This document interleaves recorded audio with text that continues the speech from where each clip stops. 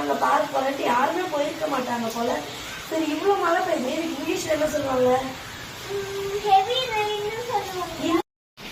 இது எப்படி சொல்லணும்?